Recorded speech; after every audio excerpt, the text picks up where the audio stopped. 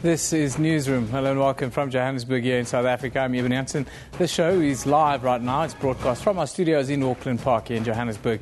We're also streaming live on YouTube with the entire show available on our YouTube channel. Then today we would like to say Eid Mubarak to all our Muslim viewers all around the African continent on your special day, Eid al-Fitr it is. Today we will look at the issues facing South Africa around its ports of entry. Then, would you be happy if your child received condoms at school? We also bring you another update after the sentencing of a newspaper editor and a human rights lawyer in Swaziland on Friday. First, though, Katrine gives us a news update where the gold rush has started for Team SA at the Commonwealth Games.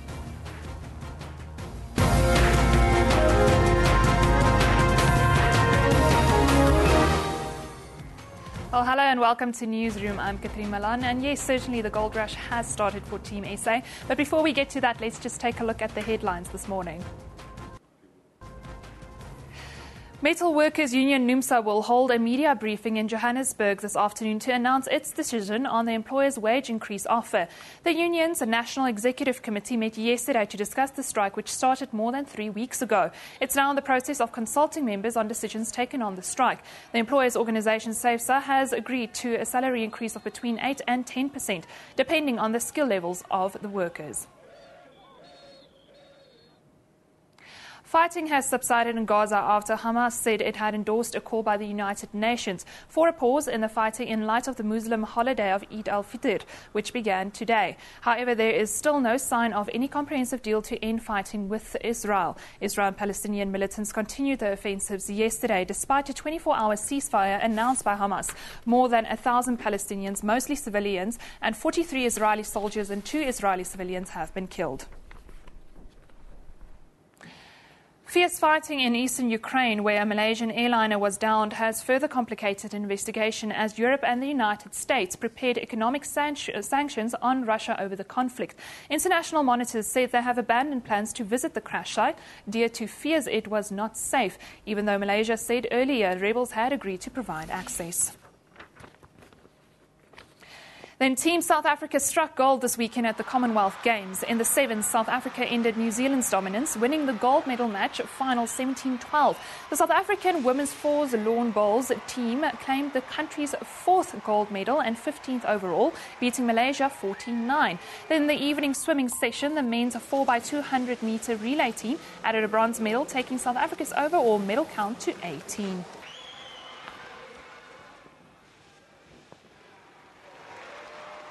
And rain has really been the major player this morning in the final day of the series between Sri Lanka and South Africa in Colombo. South Africa resumed on 38 for the loss of 1, but only added 9 runs before the first short shower interrupted play. Quinton de Kock, 28 not out, and Hashim Amla, 4 not out, took the team to 55 for 2 before another heavy downpour forced lunch to be taken early. Play has resumed and South Africa is on 59 for 2 wickets. If South Africa hold on for a draw today, they will be back at number 1 in the world. Good look at the covers. Then for the latest score update, it's 61 for 2 for South Africa, 28 overs. Now remember, all your top stories this morning are available on our Facebook page. You can also follow us on Twitter at SABC Newsroom. Eben, back to you. Yeah, thank you very much, Katrina. Now, for years, South Africa's ports of entry have been plagued by issues of corruption and poor security. Crimes such as drug trafficking, human smuggling, rhino poaching, identity and travel document fraud have all been linked to the cross-border movement of people and goods. Now, State Security Minister David Mahlobo has promised that more emphasis will be placed on effective control and management of the country's border security. Joining us from Pretoria, to talk about just what needs to be done to ensure the right mechanisms are put in place to stop illegal smuggling and movement is senior researcher from the Institute of Security Studies, Andre Roux. Good morning, Mr. Roux. Thank you for joining us this morning. Good morning, Evan. It's not a new problem and seemingly not a new solution, but how do you read the latest pronouncements by the minister and then how do you police this kind of thing? Well, it is certainly about time. The situation has deteriorated quite dramatically in the last few years. in terms of the integrity of the border. With 52 ports of entry on the border, on the land, and 111 on ports, the challenge of preventing illegal activity, and this is, for instance, an estimated 20 to 30 billion rands worth of smuggling activities. There are hundreds of thousands of illegal immigrants that we have to deal with. Now, the challenge that we also have specifically is not only at the ports of entry, but the borderline. This is where the Defence Force has now been put back into service in terms of borderline control, that 4,800 kilometres of borderline. And for instance, the Norix electrified fence on the Zimbabwe and Mozambique border has basically deteriorated to the extent it will have to be replaced. That's hundreds of millions of rands. The challenge that we have is that you need a coordinated mechanism. You have the Border Control Operational Coordinating Committee, BCOCC, in which the various government departments sit. And this committee has not been very effective, and there are many challenges specifically with budget. Our biggest threat, I think, in the future potential threat, is actually from disease. Foot and mouth and bovine TB on the Mozambique and Zimbabwe borders can close down our beef industry for exports and really affect our economy. You mentioned that kind of threat. What sort of other threats do you see in the future if this is not policed properly? Well, should South Africa develop a security threat, and we have illegal weapons flowing more than what they already are, and challenges regarding to actual state security, then our borders are largely open. We only have 2,000 soldiers deployed along 4,800 kilometers of border. So we're talking about various different types of threats that do exist and that will continue to exist. The big challenge now is to actually put in place some form of actual border fence. And the Department of Agriculture has been tasked on the Lesotho border specifically. But there is a 2-year study that has been started to have a look specifically at what needs to be done in terms of setting up a proper fence, servitude access roads, that patrols can be done on the fence line, and the ports of entry themselves to tighten up in terms of the integrity of the process, because there is a lot of fraud and corruption that is going on. If we look at a case study, for instance, the United States-Mexican border, it's policed as well as I think any stretch of land can be policed in the world today. But in the end, people cross the border if they want to illegally. So in South Africa, with the amount of border that we have to then cover, or the amount of space we have to secure, would this not be an exercise in futility, sir? No, you can close down a lot of illegal activity, and you can restrict the amount of illegal migrants coming in. You can make it a lot more difficult, and this will affect the numbers. The advantage that the Americans have is a lot of money to throw at the problem, and they have not only put up a physical fence in all the crucial areas, but they have a defense-in-depth policy, and they have an electronic barrier. In other words, detection means everything from infrared cameras, various different types, and airborne surveillance, and so on. And South Africa has got none of that in place. And even our defense-in-depth policy is non-effective. Because people coming in from the border over that 4,800 kilometers, they get channeled along communication routes, along main roads. So if you look at a defense-in-depth process where you try and restrict activities further in, and not only deterrence on the borderline, then you'll be far more effective. But we lack the money to throw at this problem. I want to ask you about the scenario we have on the Mozambican border with rhino poaching. What are your views on this, and what kind of interventions would you like to see on that border? The challenge with that border is your Trans-Frontier Park, which now extends across into Mozambique. you don't have a strong border integrity anymore. Most of the poaching is obviously coming in from Mozambique, according to the criminal cases that have been prosecuted and arrests have been made.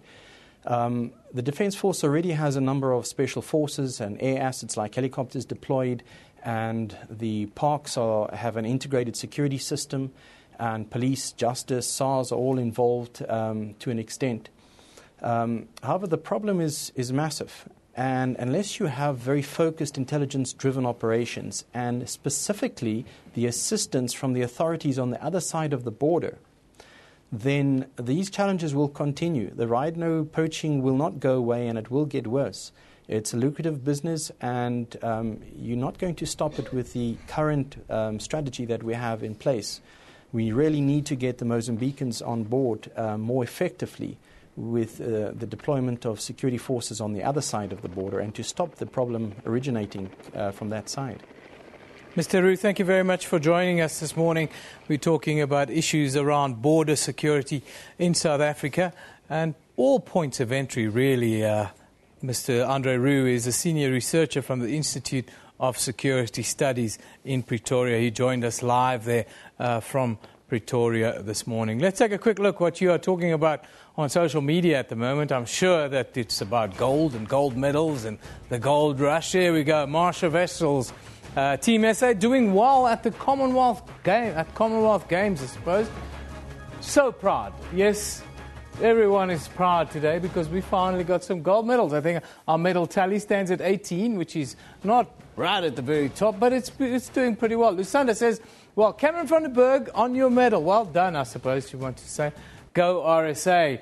Monya Nodea says, yes, South African Sevens rugby through to the semi-finals. Monya, you're a little bit late, my dear.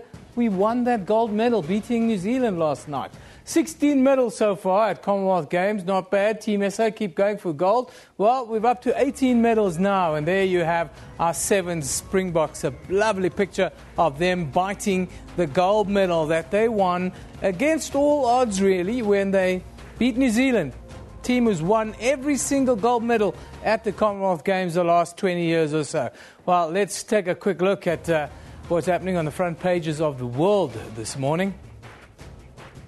The ancient city of Kano in Nigeria witnessed fresh bomb attacks aimed at worshippers as Muslims around the country there are celebrating Eid al-Fitr today. The tensions in Gaza are still dominating headlines, especially now with the death toll over 1,000. In the latest news this morning, Hamas said that it had endorsed a call by the UN Security Council for a pause in the fighting in light of the Muslim holiday of Eid al-Fitr. Then all the latest beautiful photos on the UK front pages of the Commonwealth Games. And yes, Glasgow is putting on a terrific show around the Games. Even the weather is playing along. Of course, late last night it was in Sevens rugby. South Africa ended New Zealand's dominance, winning the gold medal match by 17 points to 12. It was a pulsating affair. South Africa is currently in 7th place on the medal standings at the Commonwealth Games in Glasgow with 5 golds now, 5 silver and 8 bronze medals. Last night, the men's 4x200 relay team added a bronze medal, taking South Africa's overall medal count to 18 now. Just some of the lovely pictures there. South Africa defeated Samoa in the semi-finals. There are some of our swimmers showing off the hardware, and Team South Africa's flag flying high in the Scottish skies. Yes, it's been a long way. Slow start to the Commonwealth Games for Team South Africa, but finally we picked up a couple of gold medals and everyone's a little bit more comfortable. We're going to take a short commercial break. Newsroom will be back right after this.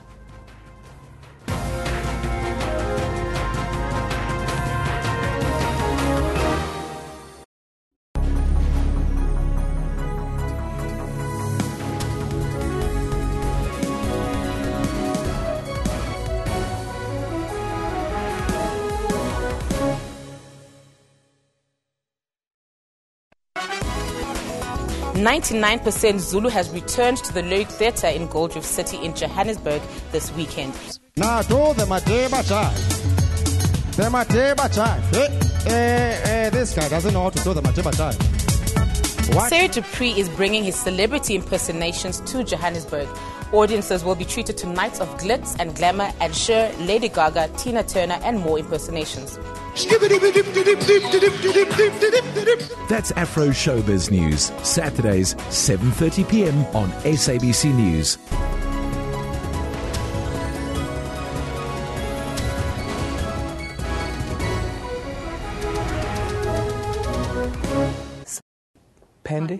Pande. Yes. Thank you.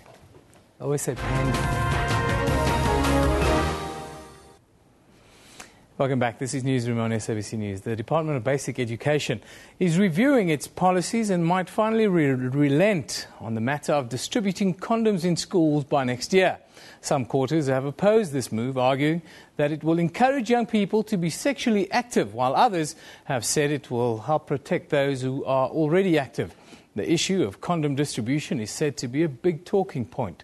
Discussions between child activists, the health and basic education departments and other stakeholders have been heated, resulting in the delay in the distribution. The reality on the ground is that there is a high rate of teenage pregnancy in schools across the country, and there's also a high infection rate of HIV among young female learners. Now, to get clarity on the matter, we joined in the studio from the Department of Basic Education, Dr. Sadhna Pande, and in Cape Town, we have from Equal Education's Law Centre, Lisa Draga. Good morning, Lisa. Good morning. Dr. Pande, if I can start with you here in Johannesburg, what is the policy of the Department of Basic Education on the distribution of condoms in schools right now? Good morning, Eben, and good morning to the viewers. We have a policy that was gazetted in 1999, and the policy currently states that it's up to a school governing body to review the local context and make a decision as to whether condoms should be made available in schools. That policy stands, but 15 years on, much has changed in the landscape of HIV and AIDS, and therefore it is timely that we begin a review of that policy. I must state that the policy is much wider than the issue of condom availability in schools. Can you just clear up for us what the scope then will be? Well, the scope is focusing on comprehensive sexuality. It's dealing with issues of learners, of educators and of officials. And in line with the National Strategic Plan on HIV, STIs and TB, it focuses on the issues of both HIV and TB. Lisa, if I can come to you in Cape Town, well, you've heard what the doctor said here in Johannesburg. What are your views on that, and what would you like to see? I think it's important when we have the debate about the discussion of condom distribution in schools that we conceptualize the issue as a human rights issue. During the course of last year, we saw the Constitutional Court pronounce on laws that sought to criminalize sexual conduct amongst learners, and how they explained that children's ability to make sexual choices is constitutive of their dignity.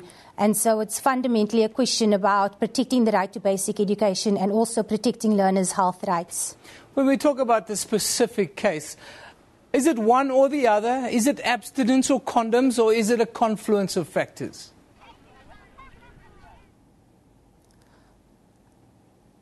I don't think it's as simple as abstinence or not abstinence. I think it's very important that we talk about the distribution of condoms in schools, that we combine that with a discussion about comprehensive sex education. In fact, research shows that making condoms available in schools does not necessarily result in an increase in sexual activity amongst children. In fact, what it does indicate, which we see from the US research on the issue, is that where sexual conduct is occurring, that it's more likely then to be done in a safe manner. What do you say to this, Doctor? Well, the department has been implementing comprehensive sexuality education since 1999. So we teach abstinence as far as possible. But given the fact that 37% of our secondary school learners are sexually active, we also have a responsibility to teach on safe sex practices. And we really need to have very sober reflection on the issue of condom availability in schools. And you've mentioned some of the facts around it. Each year we accommodate over 37,000 pregnant adolescents in schools. 40 to 50% of new infections occur amongst young people. And there's abundant evidence to show that if a child uses a condom at first sex, they are more likely to do so for the rest of their lives. But that being said, it's a very contested issue, and it will remain so, I think, well into the future. So what the Education Department has to do is to balance the views of all the key stakeholders who are involved in education. Parents are saying to us, we know that our children are sexually active, but if they are diagnosed as being HIV positive at school when they receive a test, they have to come home eventually, and the parent has to deal with the consequences. So they're saying to us, involve us in the decision making. So we want to uphold the rights of our learners, but we also have to bear in mind that parents are a key constituency of the Education Department. Lisa, what is the fuss then all about? It seems that we're all on the same side on this thing. It definitely seems so. It's quite welcoming that the department has finally decided to review its policy and to align it with the existing legal structures, because at the moment we have the Children's Act, and the Children's Act actually makes it illegal for anybody to refuse to sell condoms to a child who's older than 12 years of age, or to refuse to dispense condoms where condoms are made freely available to a child who is older than 12 years of age and who asks for those condoms. And in fact, we have laws that recognize that where a child is older, a child of any age, in fact, can request to have termination of pregnancy. And so we recognize that children are able to make these sexual reproductive choices. Then how much more so not to ensure that they have access to contraceptives to prevent situations such as that from arising? You mentioned pregnancy, and I wanted to come to the doctor in the studio here in Johannesburg and talk about pregnancy in school, and should we continue to allow pregnant learners to be part of the school process? Should there not be a different way in dealing with that issue? Well, constitutionally, children have a right to basic education, and we cannot discriminate against them simply because they are pregnant. We have to also remember that the school is a microcosm of local communities. So whatever issue is being experienced in the community will reflect in school. Pregnancy is one such issue. So we have to make sure that we have the facilities available, we educate them well enough to accommodate their right to basic education. Lisa, your final remarks on that exact point. Well, we saw the Constitutional Court last year in a judgment involving 2 Free State high schools state quite unequivocally that discriminating against pregnant learners by excluding them from schools constitutes a violation of their right to basic education and their right to dignity. So I think that the question is answered definitively as far as a legal perspective is concerned. Now, Lisa, I want to move on. The department says there's nothing in the past holding back school governing bodies from distributing condoms in schools. You interact with parents, I would think, almost on a daily basis, and then with these school governing bodies. What is the sense that you're getting? I think that the sense is that it is quite a contentious issue and that they are fundamentally divergent point of views. But I think to date, the stance that we simply leave it to school governing bodies to make a determination as to whether or not they will ensure that condoms are distributed in schools essentially amounts to an abdication of a responsibility on the side of the government to ensure that learners' health rights are protected. We see increasingly from the Constitutional Court that around issues, whether it be questions around capacity in schools or whether it be questions around pregnancy policies, that school governing bodies are not simply a law unto themselves and that they have a responsibility to roll out policies that in fact protect learners' rights. And so it should not be left to a particular school governing body to make this choice.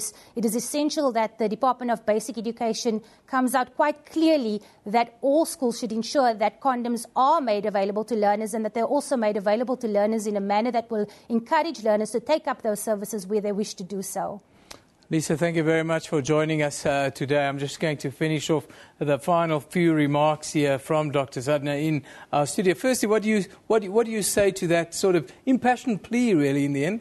Well, what I can say is that we are going to publish the draft policy for public comment, and we invite all key stakeholders to provide comments. Of course, we're going to receive comments on both sides of the argument, but we will consider it, we'll give it due consideration, and then we will make a decision as to what is in the best interest of learners in the South African schooling system. And what's your message then to the dissenting voices out there today? You are huffing and puffing a little bit. Well, not really. I don't think we were huffing and puffing too much. I think we're quite close on the issue. Yeah. You know, it's about finding a middle ground, something that will suit the rights of learners, but also take into account the point of view of our parents. Final question then. Are we seeing condoms in schools from next year? I think we're not ready for that as yet in terms of the decision. We still have to go through the policy development and review process. The policy will be published in the next 3 to 6 months for public comment. And once we go through that process, then we will reach the point where we can publish a policy and give a standpoint on condom distribution. Well, Dr. Firstly, thank you for coming in today and giving us a little insight as to where the department is. It's an issue that a lot of South Africans are dealing with in their own homes at the moment and are very passionate about. And I think everybody would like to see a little bit of movement on this. But as you say, you're right on top of this scenario. So Absolutely. Thank you for joining us today. That's Dr. Sadhna Pandey from the Department of Basic Education here in South Africa. And we're talking condoms in schools. What are your views? Send us your comments. We'd love to hear what you say about this specific issue. Of course, there's lots of other news in the world today, and here are some of your views. Of course, it's Eid al-Fitr today. Eid Mubarak to all our Muslim viewers all around the world. The biggest test of Ramadan has come. It's to see if you will continue these religious habits after this month is over. Learn from Ramadan, says someone. Zainab talks about Ramadan 2014 was amazing. Yes, of course, those who've just ended the month of fasting are feeling enriched at this point. Shitu Ismaila says, may this Ramadan be a humbling and inspiring experience for all and encourage us to help generously those who are not as fortunate as what we ourselves are. That is exactly what it is all about. Tina says, may be the last day of Ramadan, sending my prayers for Gaza. Allah be with you. Peace for Palestine. That is a sentiment that most people around the world are sharing today. And there you see some early morning prayers from the Masjid al-Taqwa. If you can move it up a little bit, Mzamo, let's have a see. There we go. A little bit full capacity congregation for the completion of the Quran by Sheikh Abdul Karim Mashallah on the 29th night. Of course, that's we're talking Ramadan and we're talking Eid al-Fitr today. Eid Mubarak to all our Muslim viewers all around the continent. We know there are millions of you and it's a very special day today. Let's take a look now what's on our Facebook page. Of course, there we keep all the latest stories alive. Today you will see there that police in the Free State are still searching for 2 missing boys from Denisville. The boys, who are both 7 years old, were last seen in the company of a man over the weekend. On Saturday it was. You will also see there that South African Tim Clark clinched his second PGA Tour title when he sank a 6-foot par putt to beat American Jim Furyk by a single stroke at the Canadian Open late last night, almost this morning, South African time. And read more on Liberia closing most of its border crossings to curb the spread of the deadly Ebola virus that has killed at least 660 people across the region. You can find all those stories and more on our Newsroom Facebook page. Yeah, special one goes out to Timmy Clark. I must say, I've stayed up late, and it was quite a putting exhibition that he put on. Hold 8 in a row to win the title against Jim Furyk. But historically speaking, today marks the 100th anniversary of the assassination of Archduke Franz Ferdinand. What followed was the start of World War I. The First World War, originally called the Great War, raged from 1914 to 1918, mostly fought in Western Europe in muddy, bloody trenches. World War I saw the introduction of the machine gun and poison gas into battle. Lovely.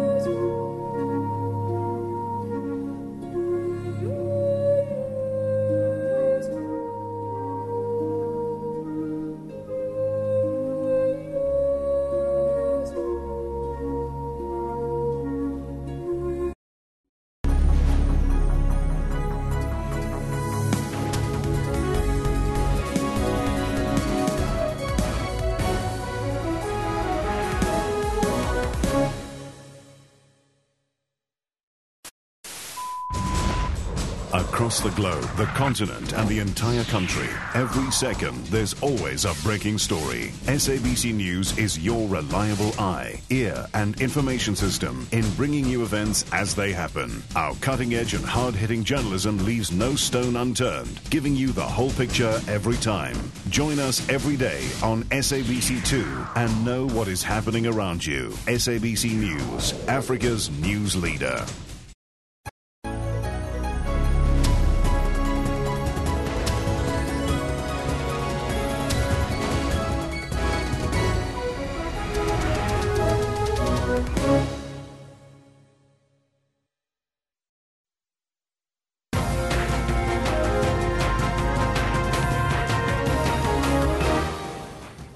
Welcome back. You're with Newsroom on SABC News. Let's take a look at the news-making headlines this morning.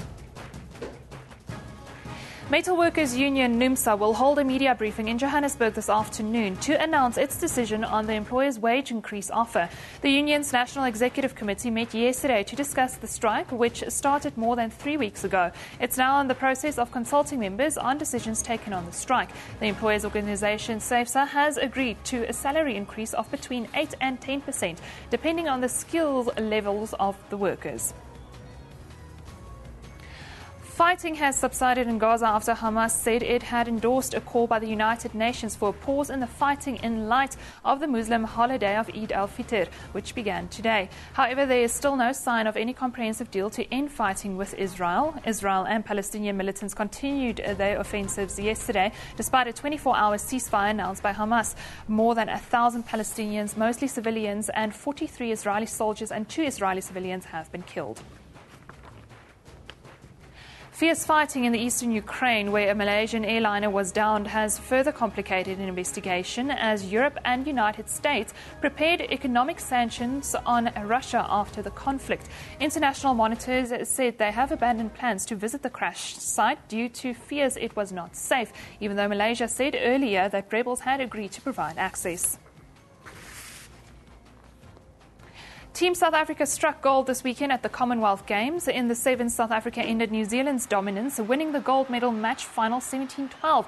The South African women's fours lawn bowls team claimed the country's 4th gold medal and 15th overall, beating Malaysia 14-9. Then in the evening swimming session, the men's 4x200-metre relay team added a bronze medal, taking South Africa's overall medal count to 18.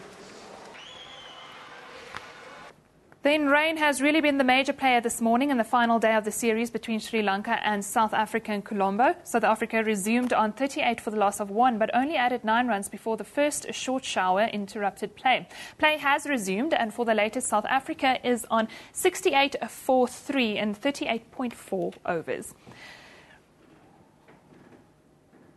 Remember, all these top stories are available on our Facebook page. You can also follow us on Twitter at SABC Newsroom. Eben, back to you.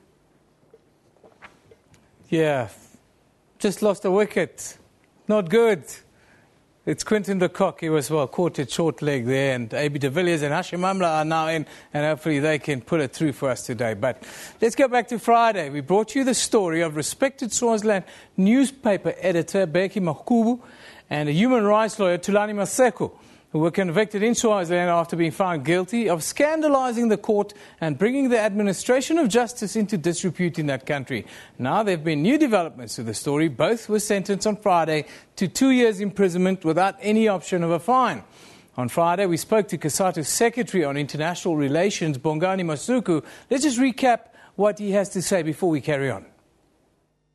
Masuku, now, you know one of the gentlemen, the human rights lawyer, Tulani Masuku, personally. What do you make of these using contempt of court as a vehicle? And these men have been locked up for a few months already, or in detention at least. No, absolutely. I think it reflects the sick society that Swaziland is. In fact, the interesting thing is that we are only seeing this is one part of it.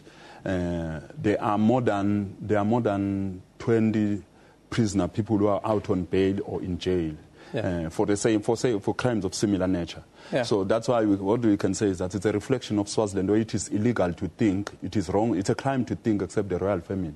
Only the king and his family have a right to think, so the rest of Swazis must have no opinion but must follow the royal opinion on the matter. the historical context of Swaziland in recent times is also not so good with several human rights abuses. What's the position of COSATU with regards to the South African government in Swaziland in context at the moment? No, absolutely. I think COSATU has always said Swaziland must be isolated. It is wrong to allow a state that contravenes SADC protocols, particularly the protocol on the governance of elections and democratic governance, and other protocols of the AU and SADC. And the fact that Swaziland will continue to do so as it wish, unless we put pressure at the state and non-state level. So we've always emphasized, for instance, we've got the South African who is in jail for 85 years. We've got Swazis who are in jail for 20 years, merely for expressing their political right. The president of Pudemo is in jail. The secretary general of the Swaziland University is in jail. So there are several other activists besides Tulani and Begi. So it shows that it's a sick society general where it's a crime to have a political opinion. You will be in jail for that. Well, joining us now from Pretoria to give us the latest is Professor Frans Viljoen, the director of the University of Pretoria's Centre for Human Rights, who last week called on the South African government to intervene in this case. A very good morning to you, sir. Thank you for joining us. Good morning. Thank you very much for having me. These gentlemen have been detained since March, and only over the weekend, after sentencing, did we see this overwhelming response, despite human rights lawyers calling for attention much earlier. Is it not perhaps a little bit late now?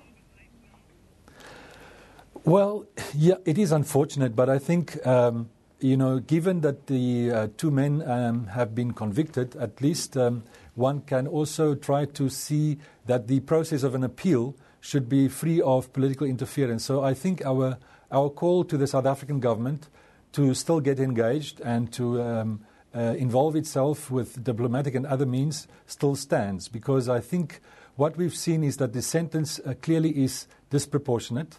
In the case of Thulani Maseko, for example, who is the graduate from the centre, he's been sentenced to 2 years.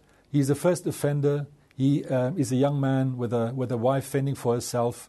It seems that the judge has given too much weight to what he called the deterrent effect of the sentence.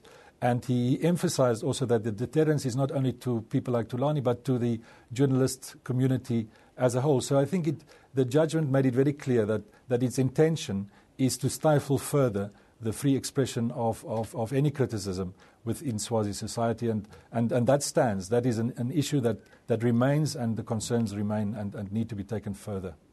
Professor, you've called on the government to step in over the last few days. Have you had any response? No, we have not, and perhaps one just needs to reiterate what one would like to put on the table. I think on the short term, one would like to see that Thulani and the editor be released, that there is some kind of engagement to ensure that at the very least the appeal process is rolling out without any political interference, or within an atmosphere that there is a clear application of judicial minds possible. On the short to medium term, I think the engagement should be around the abolition of the laws, the legal reform, aimed at ensuring that the criminal law is not being used to stifle and to restrict freedom of expression. I mean, we have the African Union's standards and norms in this respect, which state clearly that states should not use the criminal law. But if there is, for example, reasons for an individual that feel defamed to go to court, it is the civil law, it is the damages that could be claimed that should be a sufficient remedy. But I think, as your insert also showed, it is the longer term that certainly has to be kept in mind as well, that it really is about the nature of Swazi society, the context within which these isolated incidents really have taken place. And there, I think, I want to put it positively, that we have seen Swaziland, in a sense, being unapologetically a monarchy initially. It moved in 2005 when it adopted a constitution to a constitutional democracy. But really, it was a hollow shell, as it turns out.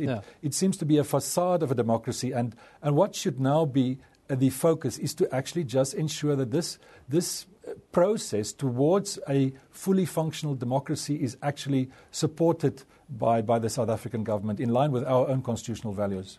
I want to take it into the media space now. We sort of suffer a little bit knee-jerk disease, I think, in South Africa. Are you surprised that organisations like the South African National Editors Forum, SANEF, has almost been quiet on this issue since March until now? Yeah, I mean, it is disappointing. I think that, perhaps also as your insert shows, we focus on this incident. It seems to be a disproportionate application of the law in these instances, but it is not the first time that this happens.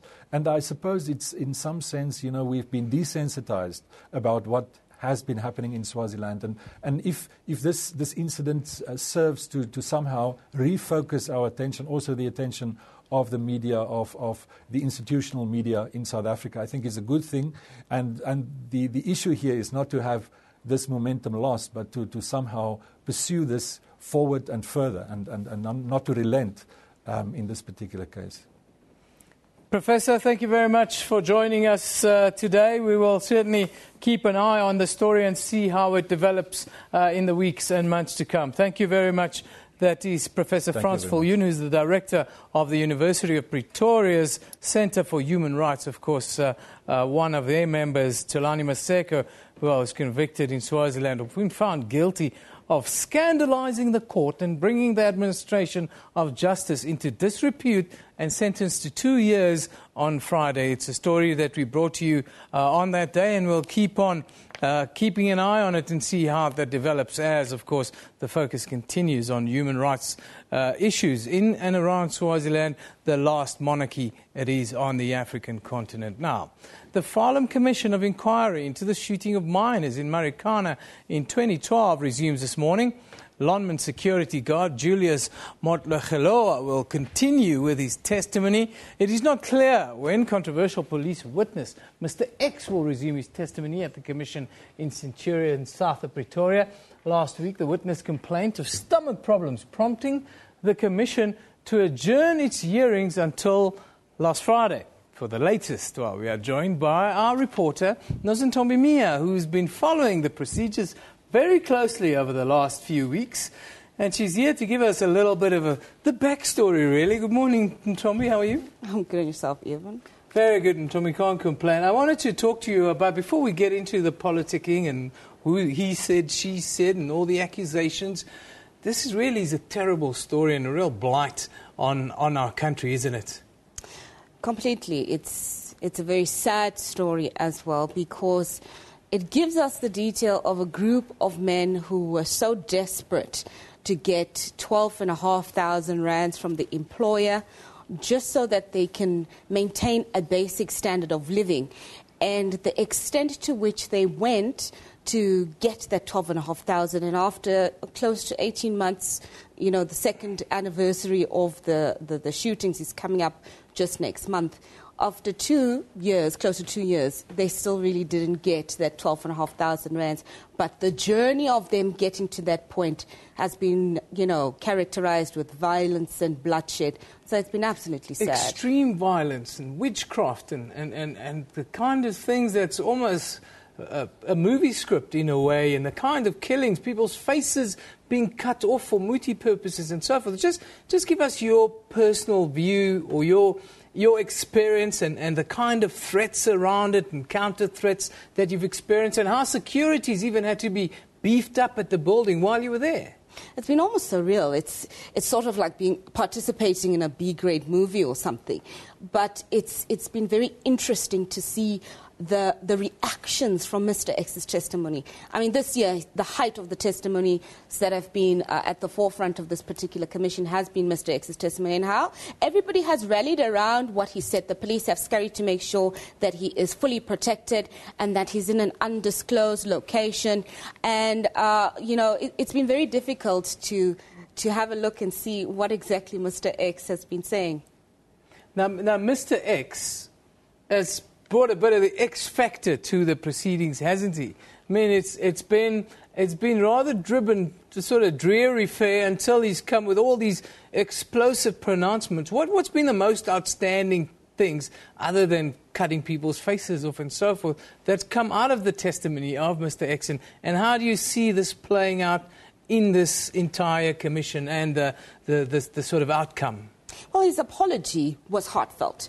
I thought that was really quite a decent thing of him to do, regardless of whether his testimony has been tested or whether his mental state is still in question or it's not in question. The fact that he apologized on his own behalf to the families of those who had died, the linemen, security guards, the police officers, and also the rest of the miners that were injured in that week or killed in that week. I thought that was very, it was good of him to apologize, because now we're moving towards closure. And this is what a lot of the families are looking towards, getting closure and trying to move on and rebuild their lives after the loss of their loved ones. But some of his testimony has been quite interesting, and some of the way that he's answered. The chemistry between him and Darlene Pofu when he was being cross-examined by Darlene Pofu was very interesting, especially the lack of respect, and both are Xhosa men and how they struggled to understand each other. That was really quite interesting. What was the most spine-chilling moment while you've been at this hearings? I think for me, the most spine-chilling was when the group of Makarapas were on the kopi and called forth two men who they considered spies and dragged one of them just a few meters behind a few bushes and shot him in cold blood, and then put a cow skull on his chest. That's chilling. That's so brutal and violent, the level to which you must have a cold-heartedness inside to be able to kill somebody you've known, somebody you've worked with for years, so that you can further your aims. That was so chilling. How do these men reconcile this with a strike? Because in the end, it's about picketing for higher wages. How do you reconcile that kind of extreme violence with picketing for more money in your salary, in your pay packet? I think that there was a level of mob mentality that went with it, because in the week before the actual explosive week that had happened, it was a build-up. And one group then met with another group, and small things built up whereby one or two people, I think 2 or 3 people were killed in the week before. And then once the linemen security guards were killed, and then Hassan Fundi's flesh was cut off, it just snowballed from there. Yeah. And it became this absolutely uncontrollable movement of a group of miners who had decided that they were going to go all out to ensure that they get this 12,500. They were not budging. They were going to cut down anybody in their path to ensure that they got that money. But ultimately, that really didn't help them, because they didn't get that 12,500 rands. Spine-chilling stuff that you've brought us over the last couple of weeks, and great work you're doing outside the Commission. I can understand it can be quite tough there with the kind of subject matter you're dealing with. It must be quite heart-wrenching at times. But thank you for joining us this morning, giving us a little bit of the backstory into what is a continuing story on the landscape of South African journalism. Thank you very much. Nozintombi Mia with us this morning, giving us her views on, the Marikana Commission, the Farlam Commission it is, and some of the spine-chilling events that's taken place over the last couple of years since that fateful day on August 16, 2012. Let's take a final look at what you are on about on social media, of course, at SABC Newsroom. That's where we live. Now, one of the most controversial ones, of course, is the appointment of the new coach. And Nklantla says, Shakes Mashaba failed as a coach for SAB4. Has Safa run out of ideas? We need a coach with international experience. He has international experience. He's had the job twice before. Mungezi says, free advice to Brashakes. Fire some 4 players of the Bafana team in your first 100 days, or you are doomed to be number 26. Hashtag that's all. I like that. Sekhapoche Nkadimeng says, I congratulate Shakes Mashaba for being appointed Bafana coach. It's been long overdue. We must all rally behind him, really. He's been long overdue. Is it the 3rd time he's getting the job? Zubaydah Muhammad says, hopes that Shakes Mashaba is a miracle worker, or maybe a man with a wand. Well, he's going to have to go and see a Sangoma, because unfortunately Bafana's fortunes have not been very rosy of late. That's where we leave it. Newsroom is broadcast live from our studios in Auckland Park, Johannesburg, every weekday morning between 9 and 10 a.m. Highlights repeated 2 in the afternoon with a complete rebroadcast the following morning at 5 a.m. We're also live on YouTube at that time with the entire show available on demand on our YouTube channel all of the time. This is SABC News. You have been watching Newsroom. We love it in the morning.